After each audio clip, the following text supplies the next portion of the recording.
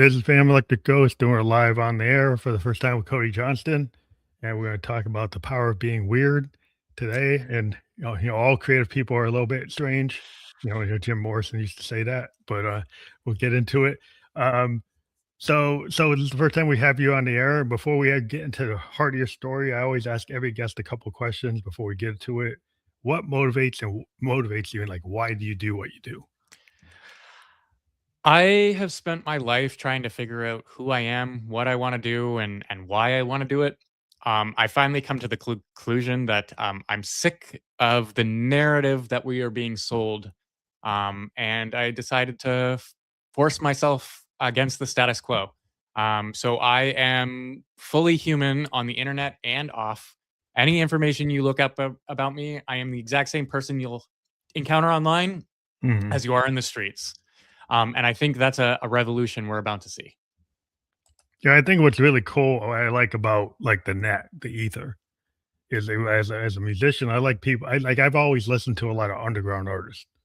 I listened to like college radio growing up. I found REM and all these bands on college radio. I was going to school back in the 80s. And I always found it's like, you get whatever is in the top 20, top 30. But I was always interested in like what's going on in the subculture, what's going on, and now like the college radio, like the internet is the college radio. You can find all this stuff if It's you're looking for like not the standard thing. it's funny that you mentioned that because when the internet actually did come in the beginning of it, when we were all growing up with it, one of my favorite things was exploring different cultures and different cultures' musics. I actually started off on Japanese J rock and J Rock, yeah, German rock and straight ahead. roll before I even got into our generic stuff that we have now.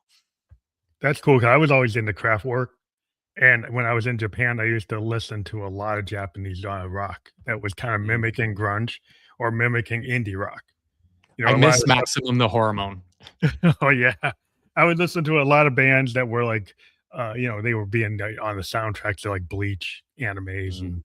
and stuff like that, or even like Cowboy Bebop, like just the composition there and the kind of mixture of Mhm. genres. I go to Shibuya, you see a Japanese jazz band, Japanese fusion band, Japanese grunge band, Japanese hip hop band. It's like, wow, they can like, but it was their own take on it. It wasn't like a ripoff. They would like have their own vision of what that genre is. And I was like, that's freaking cool. I just really enjoyed experiencing it before most people even got to know what it was. Yeah, I think it's cool to get dive into other cultures. I was actually watching something like Neil Diamond actually did like African drums in the 70s, but on an album before anybody, everybody thought it was Peter Gabriel and thought it was, some of the other guys who had been innovative, but he actually was one of the innovators of that, but he just didn't sell. So nobody, credited him with it. It's okay. We now have the internet where we can actually figure out the truth, and that's one of the things I'm happy about. We now have this source of information where we can truly figure out what has happened and what didn't happen. Yeah, I think that's cool, like, that you can go out and you can find, like, whatever you wanna find. I am somewhat concerned about how people get, like, pigeonholed and Mhm. are fed what they like, and sometimes they only stay in the zone of what they like unless they're adventurous.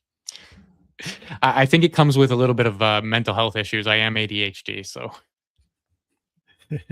But, yeah, I think it's cool that what you're doing 'cause, I think a lot of people, they get I was a sociology major, they get caught up in a macrocosm. They get caught up in the social structure, social mores, and then they feel like why they tell you to think out the box, and then they send you into the cubicle. Mhm. I So did that cubicle life for a long time. I've realized that that's not a place that any human should be. yeah, that's what's interesting because we have like all these people during COVID, they allowed people to work from home, and I still work from home. But the idea was, then you had all these neurodivergent people and people kind of on the outer edges of the bell curve, able to kind of be very successful. And then, like, after they think, "Oh, let's bring everybody back into the cube." And some folks are like, "I don't need to go back there." It's funny you mentioned that because yeah, as soon as COVID hit and I realized what I was capable of, one of the plans I started was moving away from my job, figuring out what I wanted to do in life, that little glimpse into what I could do gave me a lot of agency into what I'm doing now. Because I think that's the future. It's like everybody, like, I got trained, I was going to college, everybody's doing, "Oh, you're gonna be an actuary, you're gonna be a lawyer, you're gonna be a doctor, you're gonna be a scientist." But there's this whole other thing. Like, now with all these AI agents and ability to do 3D printing and all this capability, like, you can have your own micro business. Like, you could build a little micro factory with, It's like. one of the reasons I resonate with what's going on in the States so much because the US is bringing back all of the manufacturing, all of the domestic, like, building out of things because it's been globalized for most of the year or most of our lives. Um, we now have the ability as an individual to go straight from the seed to end product in your house. Yeah. And that's amazing. That's what's cool. I mean, I know guys who are engineers and they're like, they used to work for these big engineering firms and now they got 3D printers, they got their AI agents and they're building their own stuff. Yep. And And it's like customization and individualization is the key. And you know what? It's giving empowerment to those people because for years they've been trying to solve problems, and the barrier to solving those problems is cost, knowledge, experience, and such. And basically, when AI came out, all of those costs dropped to zero, and people can actually solve the problems nowadays without any help, with minimal investment, and with just using your own mind. Yeah, I think And you that's don't need to be experienced in everything. no, that's the really cool thing is like whatever you don't know is you do have to admit what you don't know. Yeah. So I think that's always the core. Like anybody who's I deal with like inventors or engineers. And like we're always doing our JAD sessions, we're doing our development sessions and like blue sky in it. And we get the guys in the room, do not bring your ego in. It's like, let's blue sky it and let's see. And no question's a bad question, no idea is a bad idea. Mhm. So there are some people that like in the management suite, they will come in and try to like ding everything. And it's It's like that's fine. experiencing government. Like, if you ever want to see top down as bad as it gets, go into a government job. Yeah, that's like the worst. 'Cause like the levels of bureaucracy, that's like, okay, we're gonna send that to the zone where it dies. Mhm. Send it And to a the lot zone of where nothing people happens. it's funny that you mentioned that because a lot of people don't understand what's going on behind the scenes, and that's one of the reasons I stepped out was because I wanna showcase that there's a lot going on behind the scenes that people don't know and don't understand, and they're taking their frustrations out on what they can see and what they can understand without understanding the everything going on behind the scenes. Yeah, it's all that like the whole edifice of like there's all this garbage to me. It's like there's like these you got these committees. I mean, Mhm, I'll talk about music because like music is like the worst. Like the label machines. And Zappa used to go off about it. Frank Zappa is one of my heroes. He's like, like, oh, back in the 60s and 70s, yeah, we had some guy, he's like fat, he had a cigar, but he wasn't micromanaging me, right? He would allow the mothers to kind of do, he's like, I don't know what you kids are doing. I don't understand it. But but it's like making me maybe money. but maybe the kids will like it, so they'll let you do it. Yeah. And now you get these guys come in and they think they know. And Zappa was like, and they were talking in the 80s, like, these guys don't know anything, but they think they know everything. It's like, I don't need them around. I chalk this up to our society very much shaming people for not knowing things straight out of away. I actually like reflected on my life and saw a lot of it in school being like told, no, you're dumb. This isn't how it works, blah, blah, blah. And I think nowadays people are getting more excited about being wrong because they understand it's an opportunity to figure out what's actually right. Well, you fail upwards. I mean, IT, well, that's our mantra. Like we fail upward. If you think about it, like, I mean, I'm in engineering things that we run through so many iterations, right? Mhm, And we have our plan, but we tell our management, it's like, I'm in a startup, so we have a lot of room. So if we come up with something, we got a project plan. It's like, yeah, we got a plan. But if we come up with something that's outside the plan, what we call a happy accident, mhm, like if somebody comes up and say, hey, that's not in the plan, but that's 10 times better, 100 times better than what we were going to do, we get the freedom to actually do it. mhm. Where if you're in a bigger organization, they're like, that wasn't in the plan, so you can't do it, which sounds like government. You know, like, Yeah, it very much is, and that's just what I want to showcase is more that you don't need to know everything. You just need to be willing to try. yeah. Like every great like artist or creative person was always on the kind of creative cutting edge. And when you're on that cutting edge, nobody's ever seen it. So Mhm. the first reaction is always everybody hates it. You know, and like Bowie used to say it all the time. It's like you're not a great artist unless you kind of tread in water, you know, a little bit. Like he had like an interview and he said, like I would jump. You know, you could see how he would jump from thing to thing. You know, like the Ziggy was working, right? He could have stayed as Ziggy for like 10 years. And then he just dumped it. He's like, nope, I'm just gonna do something else. And everybody's like, A&R guys are like, oh, you can't do that. He's like, that's exactly what I'm gonna do. Mhm. It really does come from challenging yourself. I think that is the best way you can grow is just figuring out what you want to try and not being afraid to try it. And you know what? If you don't succeed, not taking it personal. Yeah, I mean, that's the thing is I always try to get to people like when you're an organization, they used to run these guys like key person dependencies, they call them. And they would be these guys that create this whole process and then they were kind of wedded to it. And then they took it personal. And Mhm. they're in this big company and they act like it's like you don't own that. That's your work for hire. You don't own it. And like you only own it because you're the only one that understands it. It's kind of something that I've been thinking about too. I don't want to touch on the J.K. Rowling controversy, but just in terms of like when you post something out to public and people resonate with it, it's no longer yours Yeah. because they come up with their own ideas, their own stories, their own thing. It's no longer yours. And yes, you can say things that you believe are true to your concepts, but when you start challenging other people's opinions of it, you that's wrong. You shouldn't be saying no, this isn't right because I think this way. It should be like, okay, it's your creation too. Have at it. Create with your free will.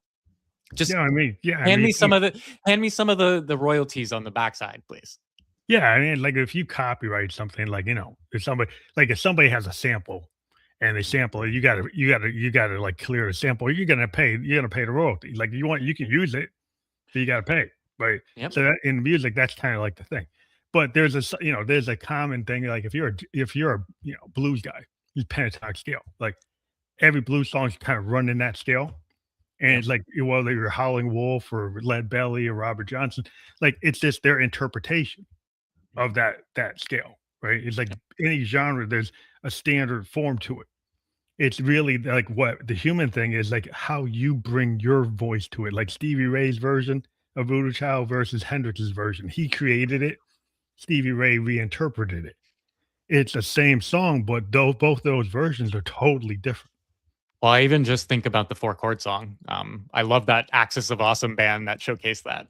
Yeah. Um, it happens. Everybody takes from what they have and then puts their own experience, their own spin on it. And that's how humans have created for all of time. Like you think AI is generating art that's stolen from others.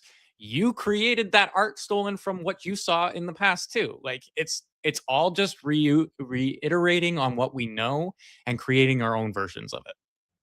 Yeah. It's just a matter of like whether or not it's like, the only thing I would argue, like with intellectual property, IP, there is a certain point, like if you're a guy, right, you're a company and you actually have a patent Mhm. and AI takes the patent and say, well, I found it and I'm going to use it. Well, you're going to run into a lawyer. It's going to tell you like, that's a patent. Yeah. So There are key differences in it, but I think the general theme is, don't expect your product to stay exactly as you think it should be. Once it's released to the public, it has to become whatever the public wants it. It's not yours in terms like, yes, you can have monetary value for it, but you basically have no say over its creative value anymore.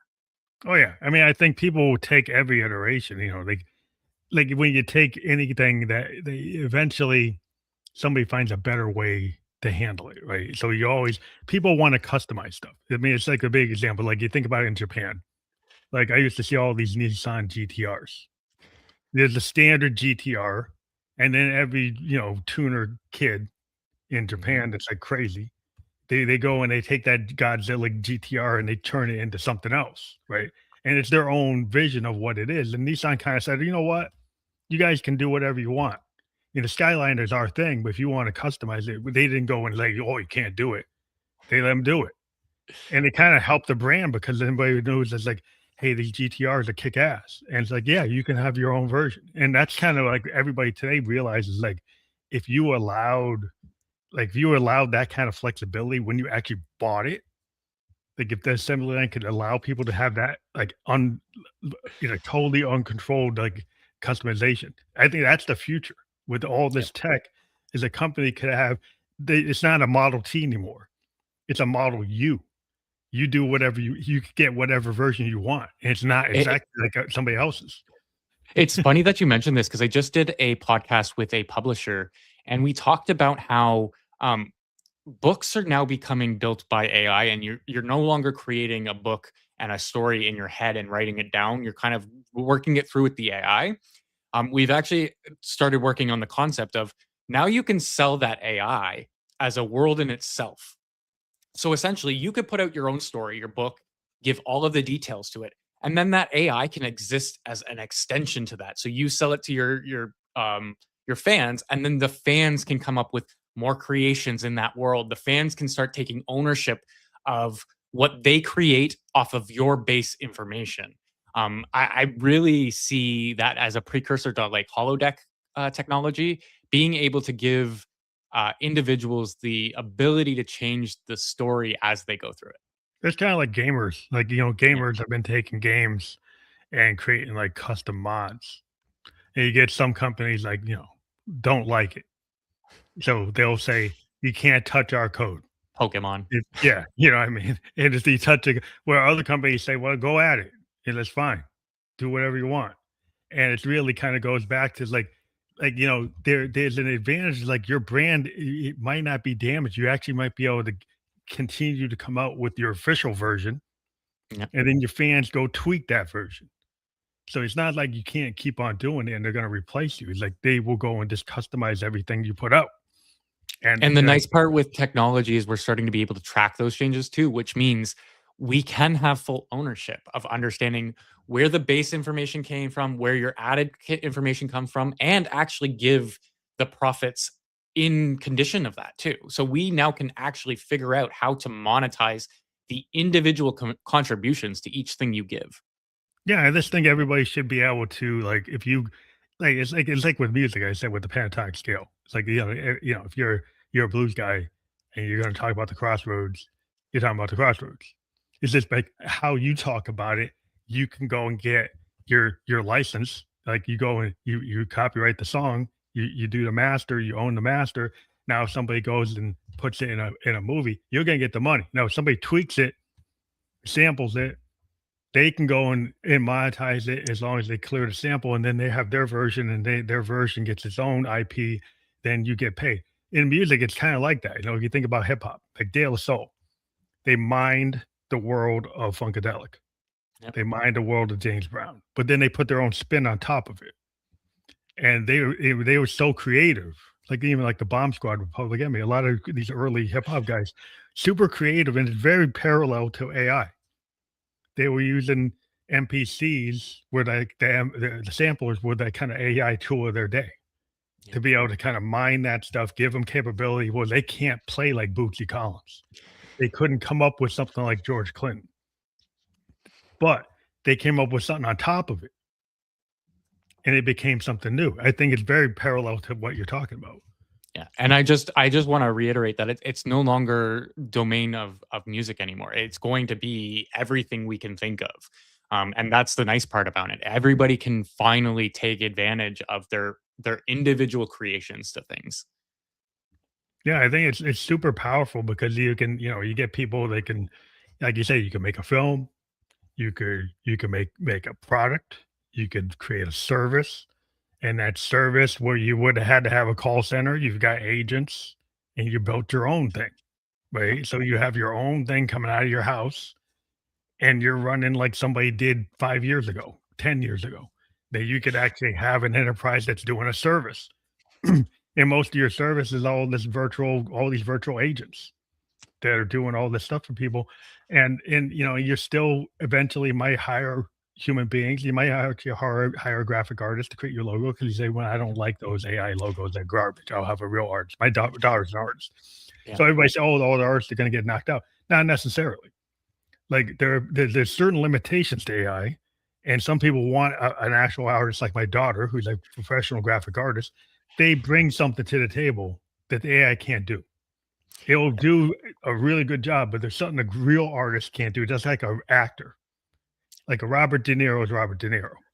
Like, and you could create your own version, but you're never gonna get Robert. Very fair. I think I just saw an interview with Steve Carell about how he didn't watch the original Office because he knew if he watched it, he would just take Ricky Gravis's version of it and become the American size version of it. And he's like, I didn't even want to put Yeah, that want to do together his own, because I want to wanted do to his own. create my own thing. Yeah. Well, sometimes you don't want to listen to something. Yeah. Like, I know there are musicians like before they even do a cover, they like won't even listen to it that much, right? They'll just do their own version. Mhm. Like they'll just like kind of take it, and then they're not going to obsess note for note. And I always like the people who do covers where it's like radically different. It's not the same. Like I Hendrix's think version to All Along the Watchtower. It doesn't sound there like Dylan's at all. there is a lot of human that is going to be needed in our future. And that's I'm very counter narrative to this whole job loss thing. I get it. We're gonna have experienced job loss in sectors and things, but I honestly think there's gonna be more human oriented work coming in the future than we've ever seen in our lifetimes. Well, I think what's happened is like we have tried to turn humans into machines Mhm. And through now the we have industrial machines the taking over industrial again. yeah, well, the industrial revolution took a human before industrial revolution, you had artisans and craftsmen. And if they built your carriage or Mhm. they built your thing, it was very customized. It wasn't some perfect mass produced thing. And we're kind of going back to that, right? Because if you have all this mass produced stuff, yeah, fine. But if you allow artisans to do art, there are people that want like a hand built Moog, right? They actually want a mini Moog that's built in North Carolina by human beings. They actually Yep. will pay for that because they want that hand built. Because guess what? When it's hand built, everyone sounds different like a guitar. Yeah. And so there's certain things about when human build things that they get character versus like when machines build something they don't necessarily get the character as much. And so there's gonna still be the need for that individual craftsman to actually And do something and then maybe augment it with the AI and the robotics. I actually see the arts as having a duopoly in this. You're going to have AI artists who don't have those abilities and are able to mass produce content and things people want. But we're also going to have those niche people who are going to make millions and millions of dollars just because they decided to spend some time learning the actual craft and doing it by hand. Um, and everybody's so worried that like AI is going to take over everything. And I'm like, guys, people still enjoy handcrafted things where the human has put their heart and soul in it. There's a reason Japan still has swordsmiths. Yeah. Like Yeah, and they it's have not little going when away. I was in Japan, they have these little micro like if you go to Electric Town, Mhm. Akihabara, there's these little micro like factories. They'll build very specific components, and they're like the best in the world. And Yeah. they're not mass produced. They're like very niche, and people would go there just even to this day for these very niche things. Even though there's big robotic Toshiba factories and Honda factories and Toyota factories, and they're doing at the high level. You have these little micro ones that live side by side in Electric Town. So you're like, and that's still to this day, even though there was mass production, and it's still people want it because they want there's customization's always going to be there, no matter what. And to be honest with you, I think we're honestly going to have another Amish moment where our society kind of splits into people who prefer the way the world used to work and would stick within those parameters, and people who are full embracing the future. Um, but Yeah, again, like it'll every die out over time as people understand and grow, and we'll see where we're at. well, I think, like I said, like the making a human being into an automaton is going to be like passe. Like you being in the cubicle, you being on the assembly line, just pushing a button, going like this, Mhm. this, like that. That's not going to be what you do because the problem is like our educational system kind of was geared toward supporting that. Mhm. Now we actually got to go back and dive into the Socratic method, dive back into critical thinking, dive back into, yeah, learn how to do a craft, learn how to think, like learn how to do, instead of doing a SAT and doing the picking off the little with your number two pencil, you get a blue book, you get an oral exam, you have to tell your professor, how did you interpret Socrates? How did you Mhm. interpret Camus? What did you understand? Can you actually debate with evidence? Can you actually argue? Can you actually think? People are going to need to dive into that because that is where, we have untapped capacity and you were just like phoning it in. This is pretty much my entire career and my college life. I just phoned in everything and just kind of next step after next step after next step, never really feeling like I was involved in the process. Um, Yeah, yeah, you need to dive a little deep. I think when people realize like you have all this untapped capacity and it's hard and you will break some eggs, you will have some wrong answers. And the problem is everybody wants to go 0 to 100. mhm. They see some influencer and say, "Hey, he's got the Ferrari, he's got the yacht, I can get it like in 100 days." It's like, "No."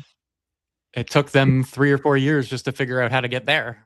Yeah, they'll tell you they got the 30-day thing, but they had 10 years before they got to the 30 days, and Yep. they're not telling you about the 10 years. That's why it's one of the reasons I choose to be myself on the internet as I am in real life, because I don't want people to think that I'm doing this as a performance. I don't want people to think I'm not trying to be authentic. And if I come off as inauthentic, I don't know what I've done, but I'm trying. And that's all I want to showcase is that I am trying and I just want to have discussions. I just want to talk. I don't want to hate. I don't want to yell at you. I Mhm. will in certain situations where I'm frustrated, but for the most part, I just want to understand. And I think we need to get back to just being a little bit more understanding about where people are coming from before we start being down their throats about what they believe in. I think the whole thing is that, art of debate. I went to Bowdoin College, and it's kind of the crack method, old type school. But the mindset was, we'd have debates Mhm. with whether we believed it or not. But the whole idea was, I might not believe what the other guy over there on the other side of the aisle believes in. But I came with my evidence. I did my research. I can make an argument. He wants to talk about this, and I want to talk about that. But it wasn't about like why about my feelings. It was about like, can you prove it? Yeah. Can you prove it? Can you make a good argument? And like, fine, that's your ideology. I can understand it. Let me understand like Camus versus Sartre. It's like, okay, Plato. It's like, okay, like like that's that mindset. Maybe I don't believe in it. Maybe I should understand it though. Maybe I shouldn't just throw it out because I don't like it. Maybe you should read it, right? Maybe you should actually read that book, even if you It's don't it's agree with it. It's funny you mentioned that because I do write a lot of articles based on like historical profiles because there's a lot going on, and I'm just kind of comparing it to some of the historical things that have taken place to kind of showcase, hey, like this is kind of going this way, or this is kind of going that way. I get a lot of talk now more on who I'm using as a reference than the actual reference material itself, Mm. and I'm really concerned when people start being like, oh, this guy did this in his life, so therefore, he can't Yeah, be maybe good at this or understand this because he's done in that. his private life, he's something different. Yeah. I just don't like that. I don't like being saying that information's wrong because the person who thought about it has the wrong opinion that you don't agree with. Well, yeah, well, every human being is like, not perfect. Yeah. There are people are arguing that you can't read Plato because he was X. Like, really? Yep. You could probably find something about Shakespeare. You can find something about anybody. You could say, well, like W- Miles Davis, one of the greatest jazz musicians, but he was addicted to drugs and he's an alcoholic and he crashed his car. He did drunk driving. So you're not going to listen to it. It's Our like, entire history is based on racism and hate and wars and everything. We are finally evolving enough to start understanding that it's causing impacts of like secondary impacts, yeah, but we can't just say we're going to forget all of the primary things and only focus on the secondary things. yeah. I mean, you have to read. Like to me, it's like history is very important. Mhm. Like you say, there's a lot of things that keep on repeating because people don't know about it or they glossed over it. And And if you're only reading the cliff note, like you're reading the title, and the title triggers something in your head, and you didn't read any of the text. You Yeah. didn't even read the cliff note. And in the headline title, the clickbait title is triggering you and saying you hate it. You never even read it. Like how can you hate it when you don't know anything about it? It's funny you mentioned that because I just woke up this morning to Post Malone trying to be, or not trying to be, but Canadians trying to boycott Post Malone because he went to Joe Rogan and they happened to talk about how COVID went in Canada. And I'm Okay. like, here's a guy who has spent his life on drugs, became a successful singer that resonated with the entire world, and now you're throwing him out the door because of what he Right. thought of in a 30-second clip that you Well, took that's and what I'm taken it saying. out of People context. people put people into these boxes and these lanes. And it's like, and you can't have a discussion because he happened to walk in the door. It's like with this other guy. It's like if I sit on stage with this guy, doesn't mean I believe everything that that guy Yeah. is about. Maybe I Yep. just want to talk to that guy, right?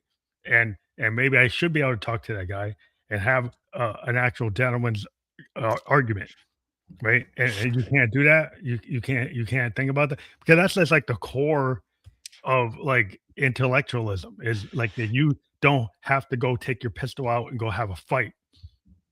You have a I gun do fight. think I do miss that we were no longer allowed as a society to have a gentleman's duel. And I'm Yeah, not talking pistols, but yeah, like yeah, just yeah, a yeah, rough up. yeah, Um, I don't like that we can't do that because sometimes, especially with men, a fist is needed to understand. Like uh, I don't want to like glorify this, but as a male, aggression's kind of something we have to deal with, and sometimes getting that punch in the face solidifies a point that we were understanding. yeah. Um, Well, I mean, but that's it's kind of like the little fights when you're a kid.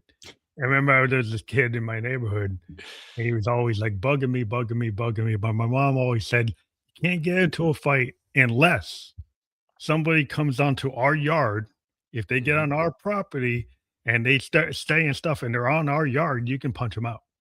yep, So I said, "Okay." So I had this bully said, "You know what? If you want to deal with me, come to my yard." And he's always telling me like, "Oh, you're lame. You're a nerd. You're not gonna do anything." I said, "Oh yeah, I could come to my house." So as soon as he stepped on the yard, I just knocked him out. And then yep. suddenly the next day, he had all this respect and he became a friend And because it's that it's guy, the only funny thing he because could understand was that. that's how a lot of conflict was resolved in our history. Like it was just, hey, we're having a disagreement. Let's fight it out, get our aggressions out, and then come together and see if we still disagree. And if we do, we walk away. Like sometimes you need that confrontation to really solidify where you draw a line, and Yeah. we don't allow that. No, it's like there's a lot of lines that we have and it's kind of silly. And I just get into this whole thing is like, canceling people is like, I don't think you should like, if there's a First Amendment, the First Amendment, right? So if I write something and you don't like it, because like, oh, like maybe I'm a guy I believe in climate change. Well, I ain't gonna have anybody with climate change even live next to me. I can't even talk to them. I can't have lunch with them. I can't even shake their hand.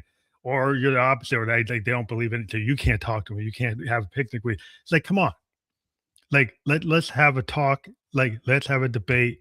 Let's have an evidence based discussion. Let's have a point of view. But like you can't just like say, well, I'm never going to talk to this person again. I'm not going to talk. It's like you're human beings. We live in a society. You might need to cooperate if there's a flood and he's in there getting carried away. Maybe you want to pull him out, but you can't because he said he didn't like this. So you're gonna let him float down the river? Like really? It it's one of the things I contend with a lot because as Canadians, that is our entire identity. Is coming together regardless of where we are to the current situation we've dealt with. That's Canadian history. We're so spread out that we have to rely on our communities to support us regardless. And we lost that a long time ago, and I really feel disappointed about that. The fact that I moved to a little town where people are actually community based and try and help and do these things actually brought back a lot of faith in Good. Yeah. humanity that I had lost. Yeah, I think it's super important for people to kind of stop being, and the thing is, some of the tech does put us into these boxes. Yeah. Some of the tech actually likes to create controversy, likes to create these um these segmented, separated areas, and all of this kind of like 0 1, black and Yeah. white. And I'm all about There is no the basic only time there's 0 and 1 is in math. Everything else is a gray area. physics, even advanced math, the zeros and ones start getting fuzzy. Very fair. Yeah, I'm starting to look into quantum entanglement and, consciousness theory, and it really hurts my brain. It gets real fuzzy, and there's stuff where it gets fuzzy. Like there's some things where you have to have there's the color, Yeah. you know. I'm a synthesist, and we have colors in our descriptions of our sounds. We have we have types of noise where we have like brown noise, blue noise. Yeah, we actually have color descriptions of noise. We Yeah. have color descriptions of like triangle and sine waves and certain waves. It's like, oh, it's getting kind of blue, it's getting kind of red, it's getting orange. It's like we go into these bandwidths when we're trying to describe them in terms of colors Mhm. because it gives more description, kind of gives more context. And I think that's where people are like they really, if you open it up, it's like there's a lot more range. Yeah. And human beings can't even see all the light that exists. We can't even hear all the sound that exists. Mhm. And so then we usually would say if you just hear what you hear, it's like that's not everything that actually was going on. And W that that's one of my favorite examples of, reality is different for everybody was that red, blue, green, or the dress that was changing color. That oh, yeah. really opened my eyes to how people saw a lot of things differently. Because you had the entire internet arguing over one issue, and everybody was on different sides of the argument, and it just kind of showcased how separate our reality is while we do share it. Yeah, because it's like we're all on the planet. And if an asteroid hits or a comet hits, like you're gonna deal with it. Yeah, You know? And so it's like when that catastrophic things happens, you have to pull together.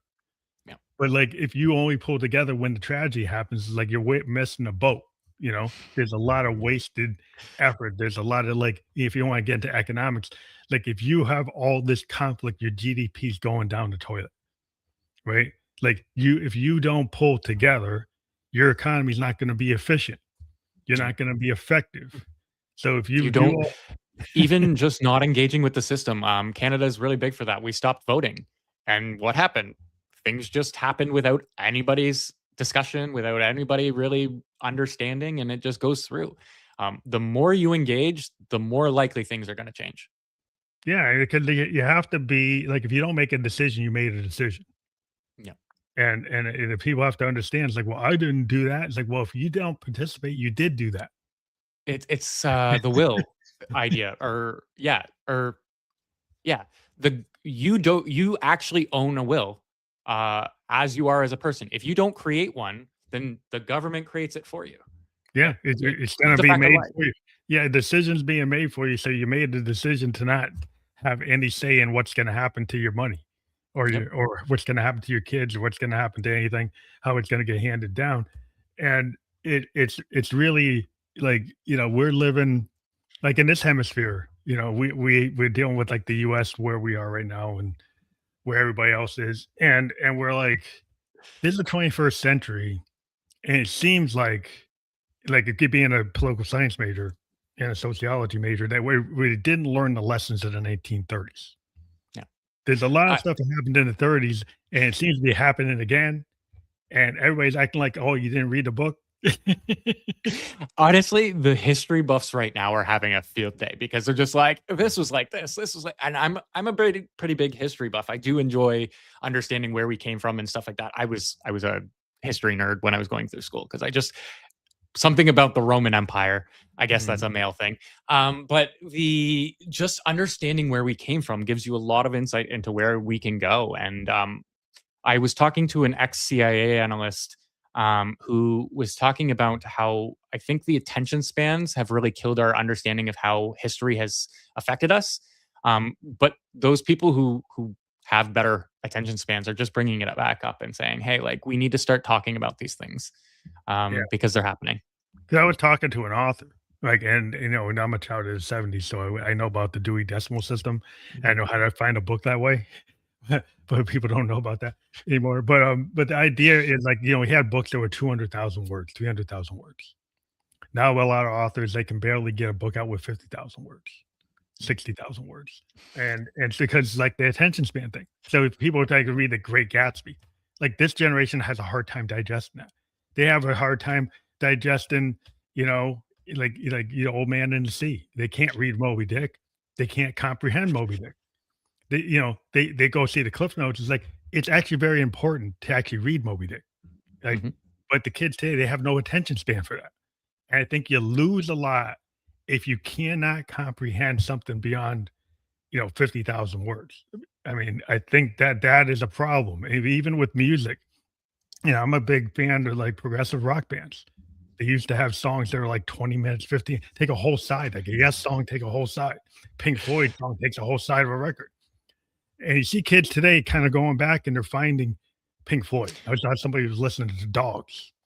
And they were like, it's like 18 minutes. It's like, but then they understood why is it 18 minutes? Like they understood it's like not every song's gonna be a banger that's three Mhm. minutes long is gonna make you jumping up and down. You can go exercise to it. Like some songs actually say something, and you actually have to stop listening to everything else, or on your phone, or doing this or doing that, and actually pay attention to what the artist was trying to say. Yeah. And that really gets into what I'm doing. I got very sick of music being, da, da, da, da, da, da, I'm going to talk a la la la and not really say any words. I've always been writing down the music in my head. I used to have the ability before I was hit puberty to sing. Actually, one day I'm going to release the one song I made when I was a kid. That you said. But but the nowadays I just want music to teach. I want people to understand where I'm coming from. I put my heart and soul into the lyrics and then I tune the music to what I feel and what I think would resonate with those lyrics. Mm, And I don't claim to be a musician in any way, shape, or form. I am definitely using AI in a professional manner to create the stuff. But my core concepts, my core ideas, and the message I want to put across, that's all me. That's all human. And that's mhm. what songs used to be about, relaying emotion, relaying ideas, relaying stories. I just want to get back to that. Yeah, storytelling. I mean, my classic stories like Dylan. Like, if you listen to either Dylan or, like, Robbie Robertson from the band, right? And they tell these, like, really amazing songs. They're stories. I was listening to, like, Tangled Up in Blue, which is about Dylan's divorce, right? But it's so many layers. You would not immediately think that's about his divorce. He has all these characters, and he's kinda used them as a subterfuge to not be direct. He's being very indirect. And that's a hard thing, kind of like today, people are so direct. They want to know, it's like, oh, that guy's talking about this. But like, if the older writers, they have layers and they have stories, then maybe you have to listen or read that a couple times to actually get it. That you're not going to get it on the first pass. But like today, everybody's expected, well, that's got to be understood on the first pass. Right? And I don't think so. Sometimes you just like to me when I started listening to foreign music, I had no clue what the heck they were saying. I just enjoyed the tune. Then I started learning the language, learning what they were saying, and then I'm like, "Oh, there's more complexity to this. This is why I like it." One of the reasons I loved Maximum the Hormone is their ability to contrast the extreme screaming with the beautiful voice of that singer and then also build a story off of what they were saying for it. It wasn't just because it was a good tune. It was a good tune to start off with. It got me captivated. Then I tried to understand why they wanted to make this music. Then I tried to like figure out what they were trying to say to me. It gives you more discovery and it gives you more agency to figure out more. Um, Music today is just that. It's you're saying straight up exactly what it's about, and it's like, okay, that didn't take any work from me. Why should I resonate with this? Yeah, and the thing is, like, is music really meant for you to go on a playlist from one to the next, to the next, to the next, to the next artist? Or do you need to slow down, get sit with one artist, Mhm. and actually, like, and I'm from the album age, and I'm not just listening to the single. I'm listening side A, side B. And when I sit down and I listen to more than the single, like the single is like the cliff notes to that artist. Yeah. The deeper tracks are actually the true nature of the artist. Kids today are missing the true nature of the most of these artists because they don't dive deeper than the single, Mhm. and they're Right. losing the context. If you lose the context, you have no meaning. So it's like all very meaningless, like you're saying. It's very much across the board. Everybody's losing context everywhere. Like even when you talk media and news, like you get clips of things and you lose the greater context. And that's one of the reasons I started my podcast is I want a place where people can come back and find the context. Yeah, I think that's super important. That's why I do these long form. I remember there's this guy told me, "Oh, you need to take your podcast and drop it down to 10, 15 minutes." Mm. And I understand that that's how the algorithm is gonna digest it. So, yeah, I do reels and I do clips and then get people to try to come into the bigger show. And maybe they only watch a reel or the clip, that's fine. But the longer form is what I'm gonna stick with because in the long form, you tell the story, you find out about what that person's about. Like, so it's Yeah. like a master class in humanity. Every guest that's on the show is telling their story, and their story is not a clip. Their story is their story. Yeah, and this is why the greats are doing like this is why you have Joe Rogan, you have Stephen He goes like Bartlett, you 3 have hours. yeah, you have all these big people doing these things. Is because they're bringing back the humanity that the internet has been missing for so long. We've been so captivated by algorithms and not what we actually want. Um, and I coined Gary V's term on this and say like we are getting back to where interests matter and what you Mhm, actually want to know matters. And I was just on a podcast right before this with Pod Duty and the news, mhm. and we were just talking about how we're still early. This medium, this format is everybody's like, it's gone. It's not what's going to happen in the future. This is what people are going to come back to. They're going to Yeah, want the longer form understanding. They're going to want to understand who that person is as a person, even if you think one thing about them, they're always going to try and figure out more. yep. So I could be the most hateful figure on the planet, but that hate is still gonna drive people to figuring out who I am, why I'm here, what I'm doing, Well, and the even less negative you post attention is attention. and the less you post, the more that narrative is built for you. Yep. Yeah, well, I have to always, I'm always, like, putting something out. I mean, and, people told me, "Oh, you put too much content." You think about, okay, like, well, did Prince put out too much content? Like, he still had, like, 10,000 songs he didn't put out. Yep. But, it's like he had a lot of content, and he still even had more than that. But even Hendrix, in the 3 years he was in there, right? He had, like 10 albums worth of stuff.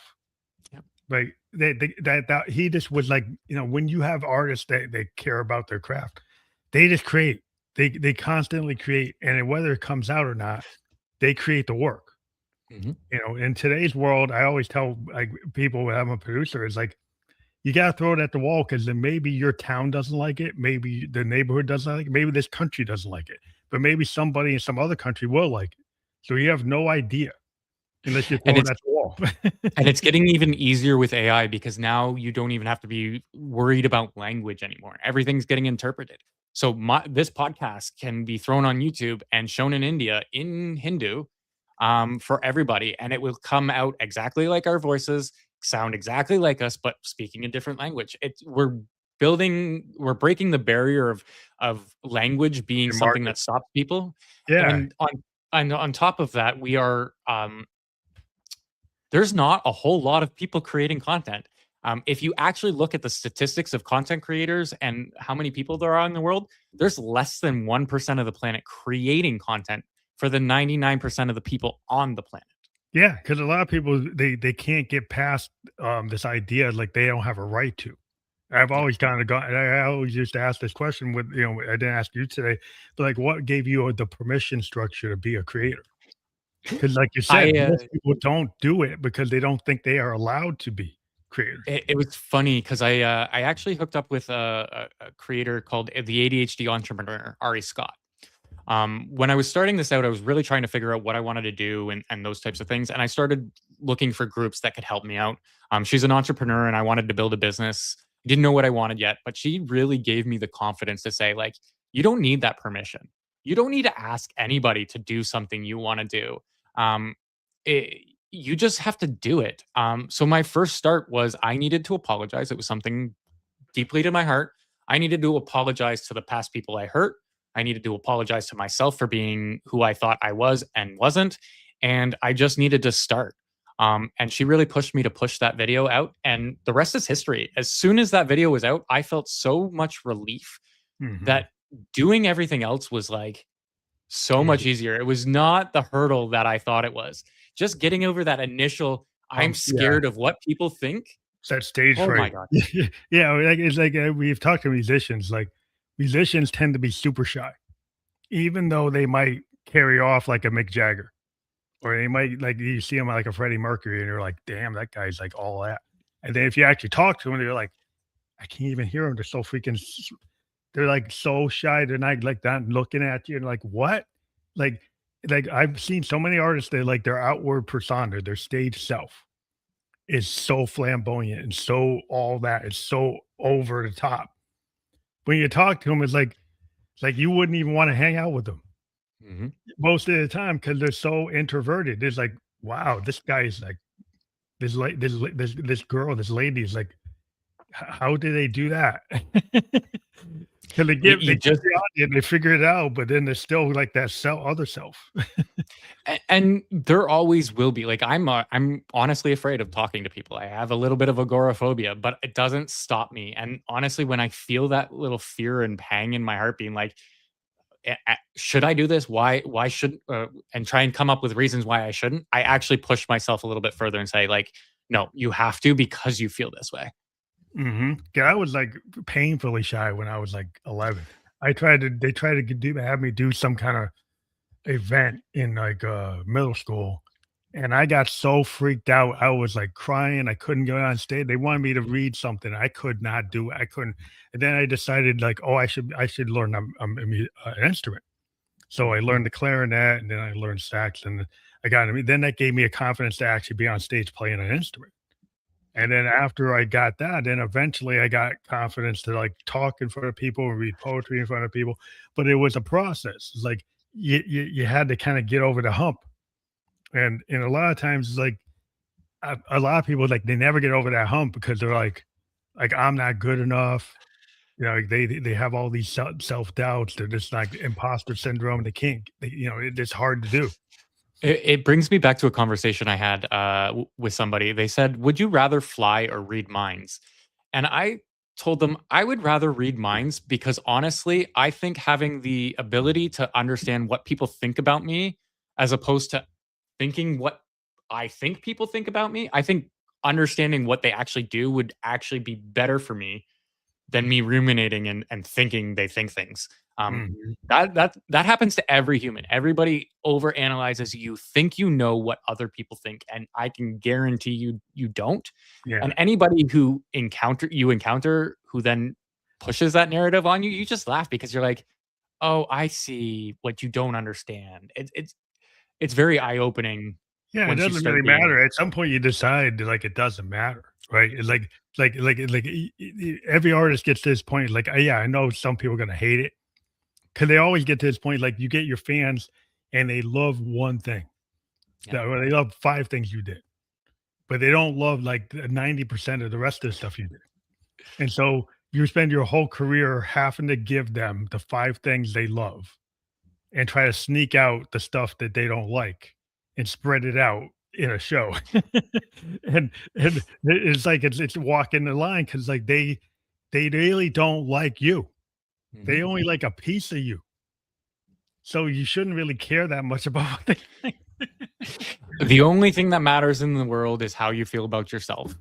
And that projects outwards. That's going to help you in your life. The more understanding of who you are and how you're infuriated, how you get emotional, how you see things, the more understanding you get to other people and the less you care. Yeah, it's really freeing when you say when you finally don't really care.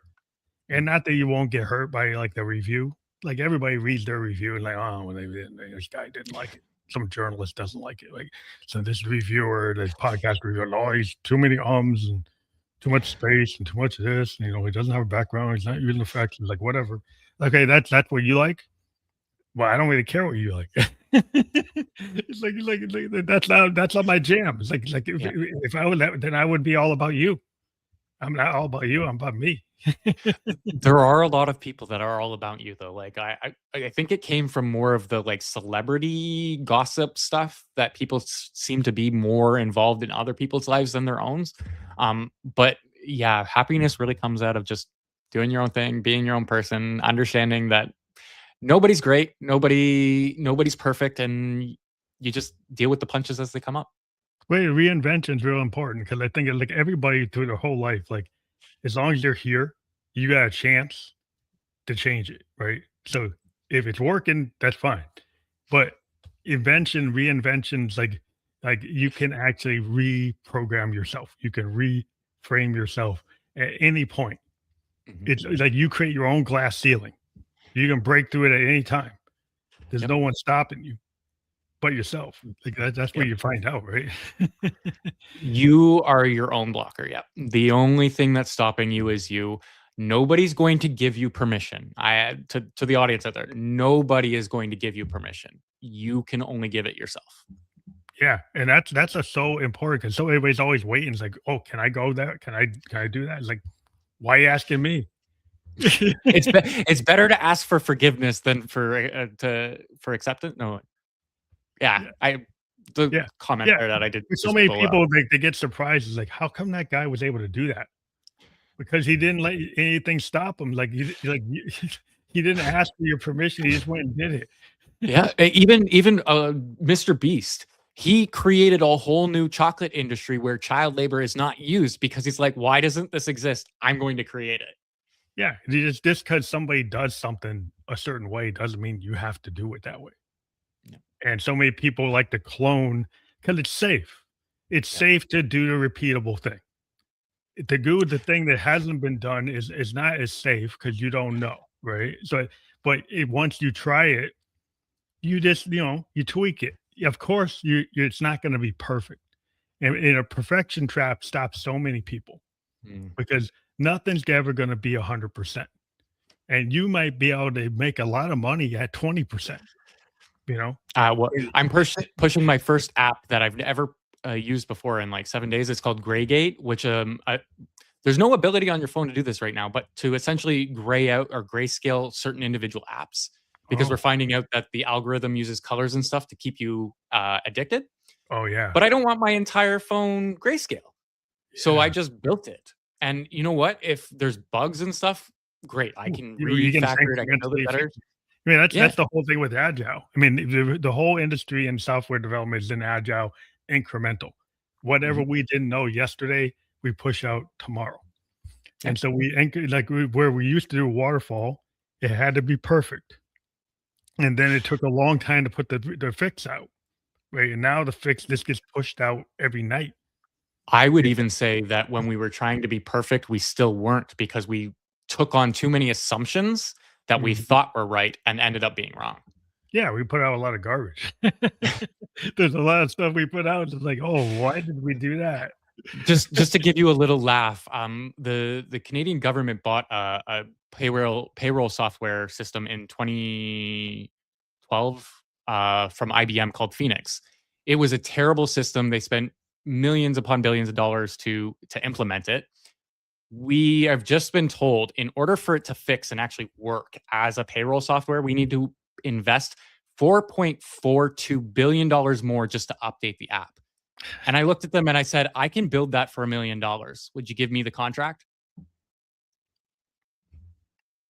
Right? Like these are the things we need to start changing. Yeah, Start again, there's challenging all the this legacy assumptions. stuff, all that stuff that was written in COBOL that, all these big I insurance hate COBOL. companies and banks still have all this COBOL mainframe stuff, and they're so scared to get rid of it because they don't understand it, and they never really tried. I mean, a couple of times in Y2K they tried to get rid of it, and then they still got scared of it. So a lot of it's still there.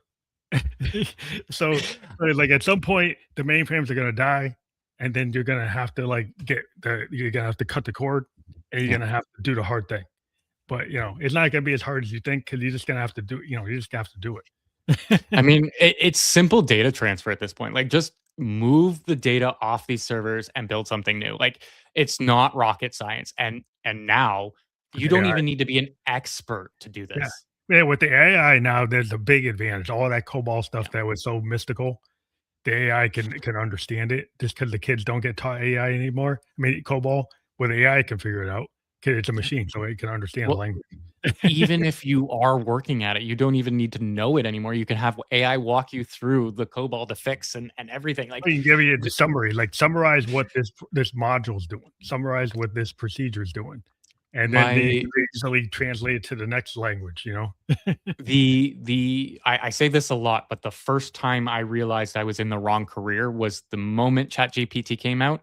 The day I used it was in my office with my crew.